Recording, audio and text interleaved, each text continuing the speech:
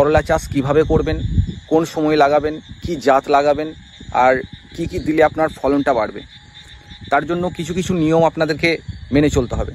Bed ready করার সময়ে আপনাদেরকে প্রাইমারি এনপিকে ঢুকিয়ে দিতে হবে, পর্যাপ্ত মতো জল দেবেন, ফলনটা কিন্তু অনেক বৃদ্ধি পাবে। আগে এরকম বেড রেডি করতে পারেন, যে অনেক চাষি কিন্তু দিতে চায় না, সেটা হলো জৈব সার। না, শুধু কেমিক্যাল সার দিয়ে সে গাছের মধ্যে পিক আপ আপনি আনতে পারবেন না। একটা স্প্রে করবেন বা নিচের পাতাগুলোকে ছেটে ফেলে দেবেন, কিন্তু যে কোনো একটা কমা দামি ফাঙ্গিসাইড ইউজ করতে হবে। দামি ফাঙ্গিসাইডে আপনি যাবেন না। মাটিতে এভাবে করলে কিন্তু অনেক বাছট হবে।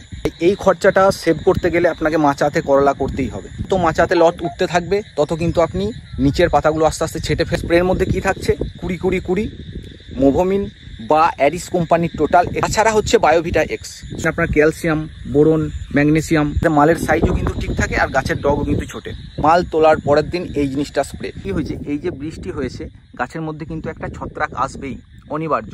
যদি হয় অবশ্যই একটা ফাঙ্গিসাইড স্প্রে অবশ্যই করবেন। ইউরিয়া চট করে দেবেন না জমিতে, ঠিক আছে? 20-20-20 দিলে আপনি ওখানে নাইট্রোজেনও পেয়ে যাবেন। আর যদি মনে হয় গাছ সবুজ আছে, গাছের কোনো রকম নাইট্রোজেনের ঘাটতি নেই, সেক্ষেত্রে আপনি 0-52-34 করতে পারেন।